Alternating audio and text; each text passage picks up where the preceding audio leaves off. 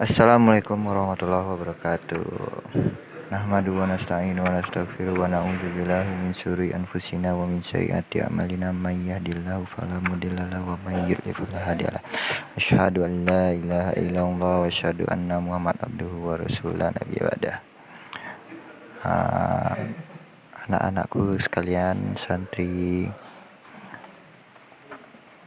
Pondok Pesantren Imam An-Nawawi kelas 4 khususnya, alhamdulillah pada pertemuan pertama pembelajaran online hari ini kita akan perkenalan sejenak mengenai apa itu ekonomi.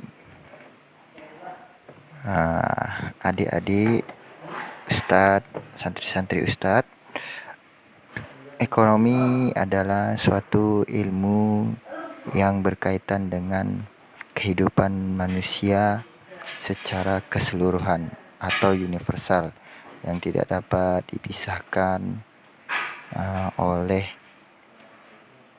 kebutuhan bagaimana setiap manusia atau setiap orang atau setiap individu memenuhi kebutuhannya untuk kelangsungan hidupnya.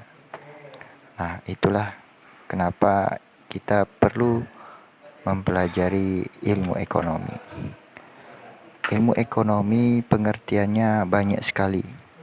Ada banyak pengertiannya dari tokoh-tokoh negara Eropa. Ada juga dari dalam negeri, khususnya Indonesia. Kalau tokoh-tokoh dari luar negeri, contohnya Inggris, yang paling terkenal adalah Bapak Ekonomi Internasional, yaitu Bapak Adam Smith. Kemudian kalau untuk di Indonesia, yang terkenal itu adalah Bung Hatta atau Wakil Presiden Republik Indonesia kita yang pertama. Kemudian ada tokoh bengawan ekonomi kita, yaitu Sumitro Joyo Hadikusumo. Ekonomi yang kita bahas pelajaran bab pertama, yaitu ilmu ekonomi, berkisar tentang bagaimana manusia memenuhi kebutuhan hidup. Apa saja kebutuhan hidup manusia. Adik-adik dapat melihat di halaman 2 yang akan kita pelajari dasar ilmu ekonomi, yaitu di dalam buku 3 serangkai ini adalah pengertian ekonomi. Apa pengertian ekonomi itu? Pengertian ekonomi itu dibagi 3. Ada yang bersifat deskriptif, ada yang bersifat teori, dan ada yang bersifat terapan.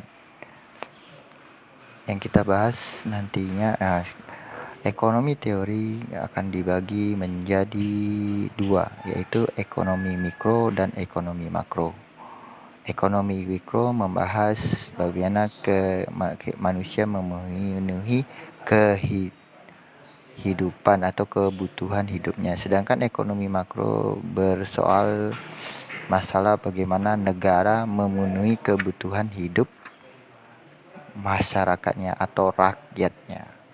Kemudian konsep dasar ekonomi lagi, bagaimana kebutuhan dan alat kebutuhan itu dapat memenuhi kebutuhan hidup manusia atau kepuasan hidup manusia.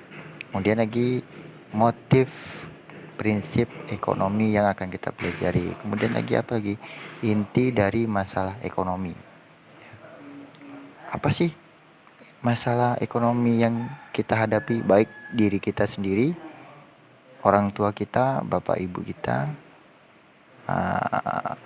masyarakat kita, kemudian negara kita. Apa yang masalah yang diperbaiki?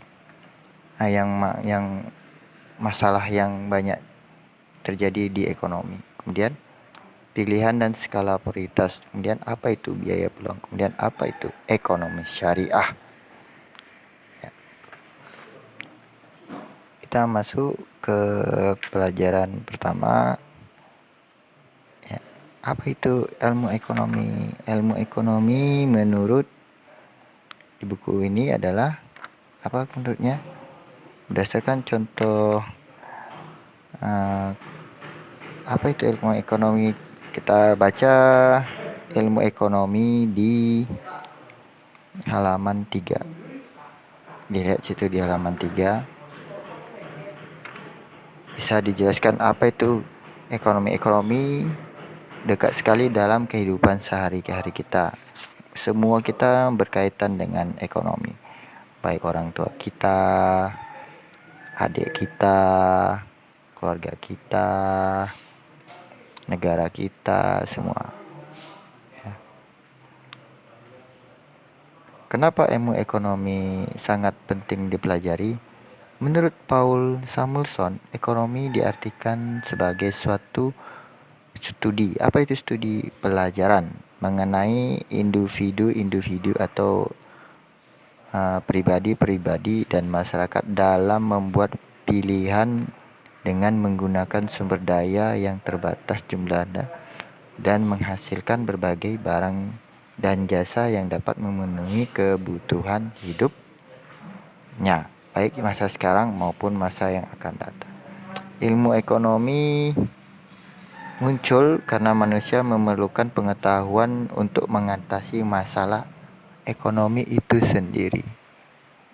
Kalau masalah ekonomi selesai, maka insya Allah semua kehidupan kita selesai.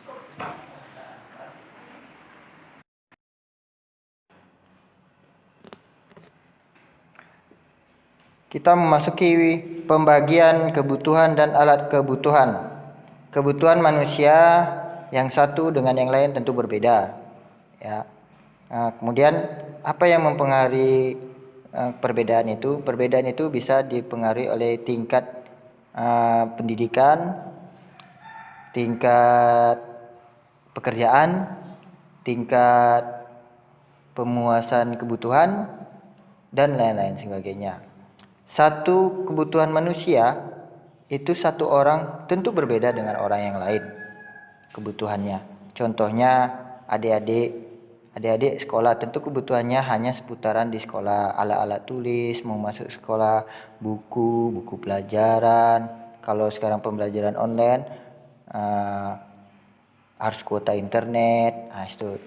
Kemudian misalnya kebutuhan orang yang sudah bekerja, misalnya kebutuhan bapak kita tentu berbeda. Kebutuhan bapak kita tentu kendaraan, kemudian bagaimana bisa menyekolahkan kalian, adik-adik kalian, bisa untuk memenuhi kebutuhan hidup sehari-hari, berbeda. Kemudian lagi, apabila kalian punya abang yang kuliah, tentu kebutuhannya berbeda dengan kebutuhan adik-adik yang sekolah. Kebutuhan orang kuliah mungkin paket kuota internet, kemudian kendaraan, kemudian jurnal-jurnal, telah buku, kemudian observasi, apalagi yang sedang menyusun skripsi, tentu kebutuhannya berbeda. Makanya dalam pembagian uang saku, contohnya uang saku di keluarga, abang dengan adik tentu berbeda. Misalnya abang dia kebutuhannya anak kuliahan, tentu uang saku dia untuk kebutuhan sehari-hari dikasih 100.000 atau mungkin 50.000 per hari, atau mungkin dalam sebulan 1.000.000. Sedangkan yang untuk SMP 300.000 atau 400.000 sudah cukup untuk uang hariannya di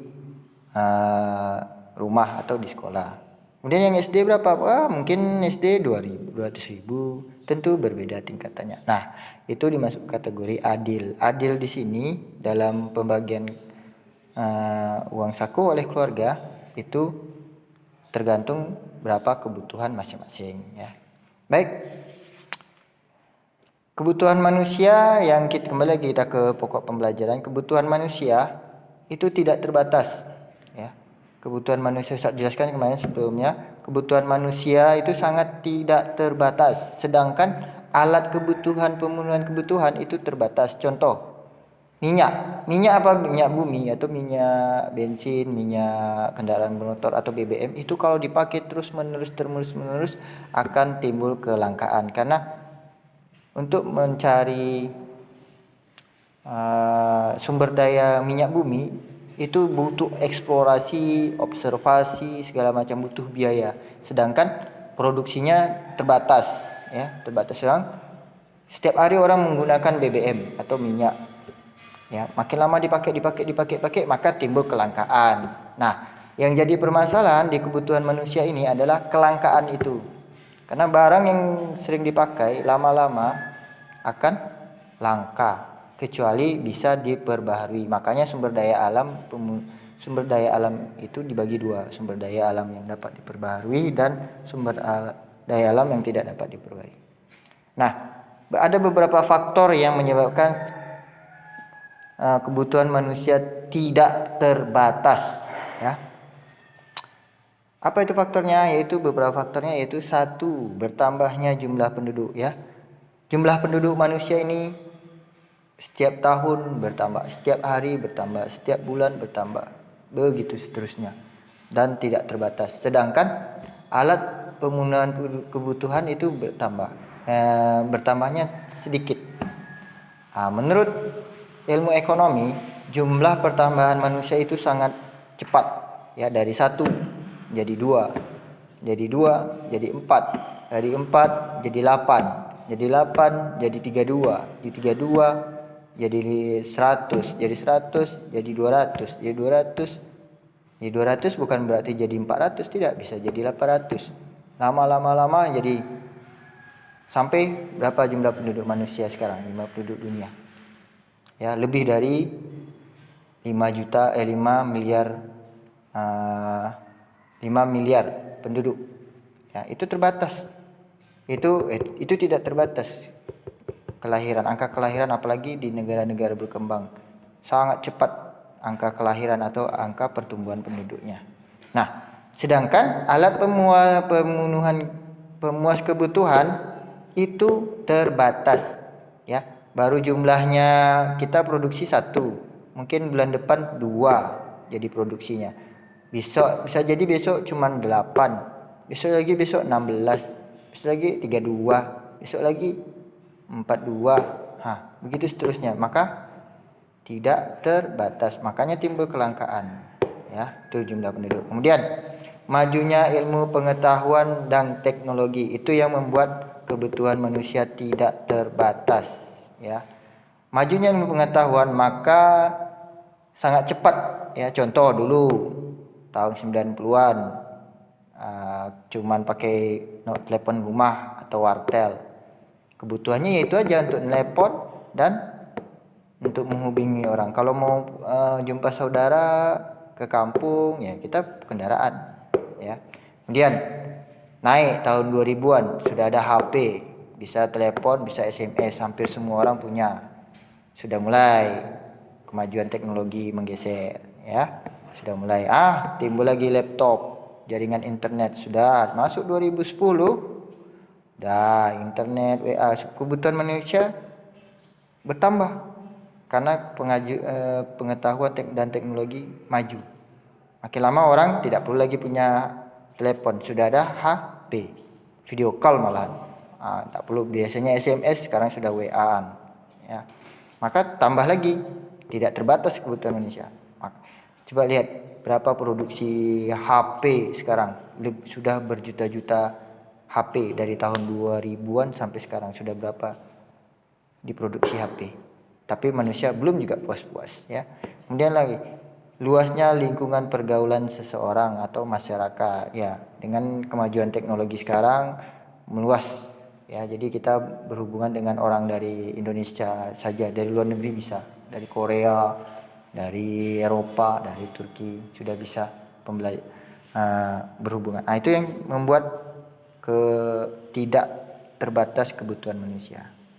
Kemudian lagi majunya tingkat kebudayaan manusia. Ini juga termasuk dalam ketidakterbatasan kebutuhan manusia, ya. Salah satu faktor-faktor. Ya, yang paling penting itu adalah tidak pernahnya manusia puas dengan apa yang sudah dimilikinya. Nah, ini yang bermasalah. Jadi manusia itu sebetulnya bisa dia puas apabila barang tadi sudah dimilikinya, kemudian sudah sampai ke liang lahat. Ya, manusia sudah sampai putus kebutuhannya, puas dia dengan kebutuhan apabila dia sudah sampai ya sudah meninggal, baru itu dia puas. Tapi kalau sebelum dia meninggal, dia tidak akan pernah puas-puas. Sudah punya satu motor, pengen motor yang lain. Udah ada nih motor, kemarin punya motor bebek 4 tak, 4 giginya. Wah, pengen Honda motor baru, apa Beat terbaru, BSP. Udah dapat BSP, tengok lagi model baru. Wow, Vario Tekno. Wah, beli lagi Vario Tekno. Bosan sama Vario Tekno. Pindah lagi. Apa lagi? Wah, mau CRF. Trail, Honda Trail. Wah, sudah bosan dengan mobil. Akhirnya ganti. Dulu megang stang, sekarang megang setir. Pegang yang melingkar. Lebih naik kebutuhan. Nah, itu karena faktor nafsu. Makanya harus disesuaikan dengan kebutuhan kita. Selanjutnya, pembagian kebutuhan berdasarkan kelompoknya dapat dibagi menjadi 5 kelompok. Ya, yang pertama ya kebutuhan menurut intensitas atau tingkatannya. Kebutuhan menurut tingkat atau intensitasnya dapat dibagi menjadi kebutuhan 1, kebutuhan primer atau kebutuhan pokok. 2, yaitu kebutuhan sekunder. 3, kebutuhan tersier. Kita belajar kebutuhan primer. Apa itu kebutuhan primer? Adalah kebutuhan pokok yang wajib dipenuhi oleh setiap manusia. Apabila tidak dipenuhi, maka manusia itu akan dead atau akan meninggal. Contohnya, kita lapar, harus makan. Kita haus, harus minum.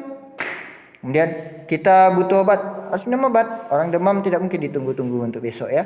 Oh, dia demam, besok aja lah berobatnya. Tidak bisa, harus ya. Contoh barang-barang kebutuhan pokok apa saja? Biasanya disebut 9 bahan pokok. Apa itu 9 bahan pokok? Yaitu pangan, papan, sandang, ya, tempat tinggal, yang jelas makanan. Ya, makanan apa aja? Beras, masakan pokok, gula, sayur, lauk pauk, segala macam. Kemudian apalagi? Rumah. Kita harus punya rumah, tempat tinggal, walaupun nyewa ya. Yang tinggal nyewa ya syukurin aja orang tuanya masih menyewa rumah. Ya, yang sudah punya rumah ya alhamdulillah sudah punya rumah ya. Kemudian yang masih tinggal sama saudaranya karena orang tuanya kerja jauh ya alhamdulillah tinggal sama saudara ya. Kemudian lagi pakaian, kita harus punya pakaian.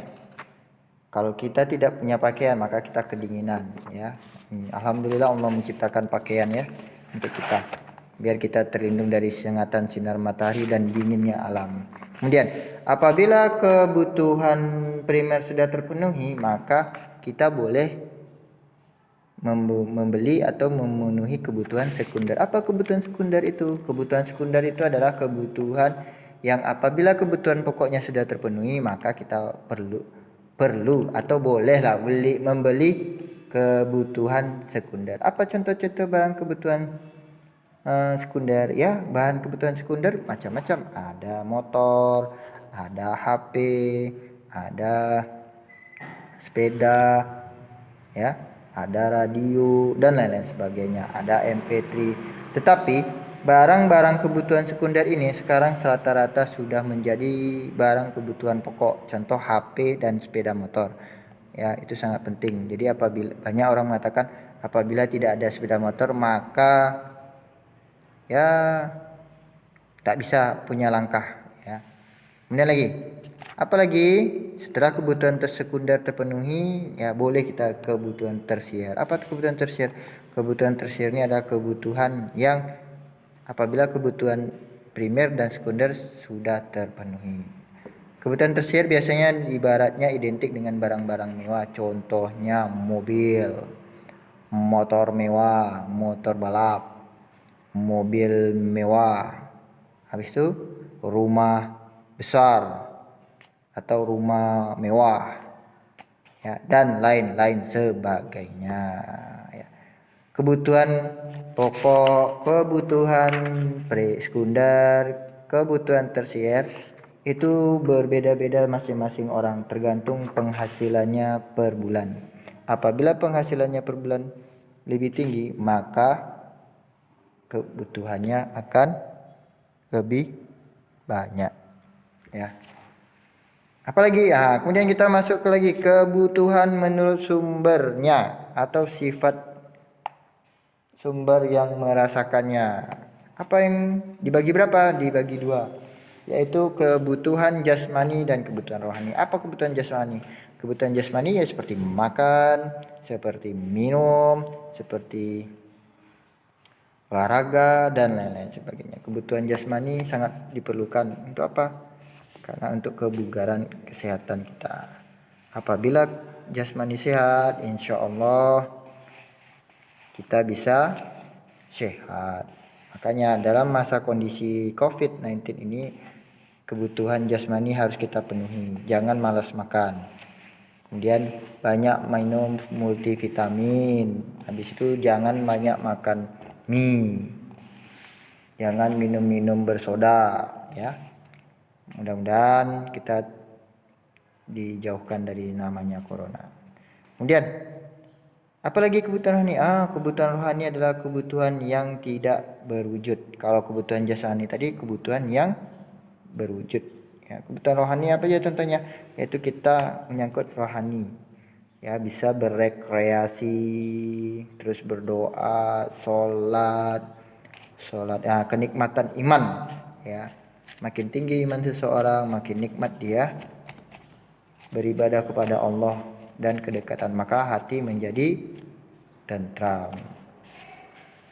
Banyak-banyaklah mengingat Allah, maka hati menjadi tentram, ya. Kemudian lagi kebutuhan menurut subjeknya, yaitu kebutuhan menurut subjek atau orang yang merasakannya, ya. Kebutuhan menurut orang yang subjek itu apa? Orang yang merasakan. Dibagi dua, ya. Pertama, kebutuhan individu adalah kebutuhan yang dirasakan oleh setiap individu, ya. Contoh, bagi antum buku tulis, ya, itu kebutuhan antum. Habis itu kebutuhan kuota internet untuk belajar online, itu kebutuhan antum. Antum yang merasakannya. Individu, masing-masing individu yang merasakannya. Tidak dipakai bersama-sama, ya. Kemudian lagi, apa kebutuhan menurut subjek yang merasakannya? Yaitu kebutuhan kelompok atau kolektif. Kebutuhan pokok atau kolektif ini merupakan kebutuhan yang dirasakan kelompok atau bersama-sama, rame-rame makanya. Ya, contohnya adalah kebutuhan akan pendidikan. Ya, pendidikan. Ya, pendidikan bukan hanya orang-orang kaya saja yang bisa menikmati, tapi orang-orang yang kurang mampu pun sudah wajib